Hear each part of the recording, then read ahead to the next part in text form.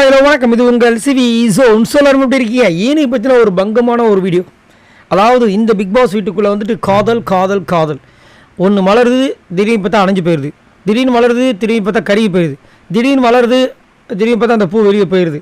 இப்படியே போயிட்டுருக்கு ஒரு உருப்படியான காதல் போல். ஆனால் வெளியிலலாம் பார்த்தீங்கன்னா இவங்க ரெண்டு பேரும் உண்மையிலே காதல் பண்ணுறாங்களா இல்லையோ, வெளியில் வந்து இவங்களை காதல் பண்ண வச்சுருவாங்க போல இருக்குது. அந்த மாதிரி வந்து வீடியோஸ்லாம் க்ரியேட் பண்ணி போட்டு தள்ளிட்டு இருக்காங்க நம்ம முத்துக்குமார் அண்ட் ஜாக்லின்.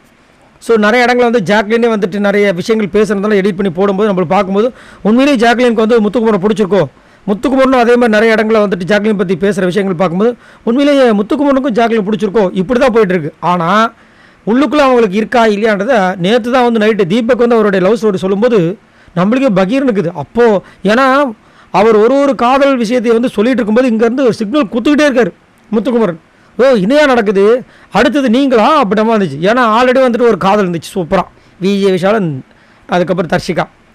அது கடைசியில் பார்த்தீங்கன்னா அவங்க வெளியில் போகிற நேரத்தில் கரெக்டாக ஒரு அடி அடித்தார் சூப்பராக.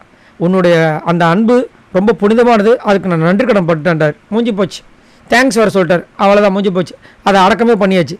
ஸோ இங்கே என்ன நடக்குது அப்படின்னு பார்க்கும்போது இவர் ஒரு விஷயத்தையும் அவங்க ஒய்ஃபுக்கு வந்து சர்ப்ரைஸ் பண்ண விஷயங்கள், அவங்க ஒய்ஃப் இவங்களுக்கு சர்ப்ரைஸ் பண்ண விஷயங்களை சொல்லும்போது அங்கேருந்து ஆப்போசிட்டில் ஜாக்லின் உட்காந்துருக்காங்க. அங்கே சொல்லி அப்படியே சிக்னல் கண்ணில் கொடுக்குறாரு. அவருக்கு ஒரு மாதிரி வெக்கம் வருது, இங்கேருந்து இவங்க ஒரு முறைக்கிறாங்க. இனியா நடக்குது அப்படின்ற மாதிரி இருந்துச்சு.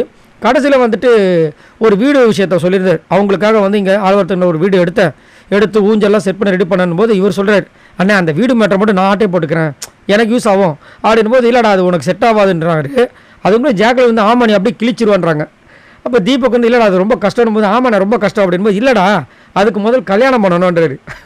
எல்லோரும் சிரிக்கிறாங்க. அப்போ ஜாக்லின் வந்துட்டு ஆமாம் அதுக்கு முதல் ஒன்று ஒரு பொண்ணு பிடிக்கணுன்ட்டாங்க. என்னம்மா இவ்வளோ சிக்னலுக்கும் ரெஸ்பான்ஸ் கொடுத்துட்டு கடைசியில் வந்து அதுக்கு முதல்ல ஒன்று ஒரு பொண்ணு பிடிக்கணுமா, அப்புறம் வந்து ஐயோ அது ரொம்ப கஷ்டம் அப்படின்ட்டாங்க. மூஞ்சிதில் ஜோலின்ற மாதிரி இருந்துச்சு.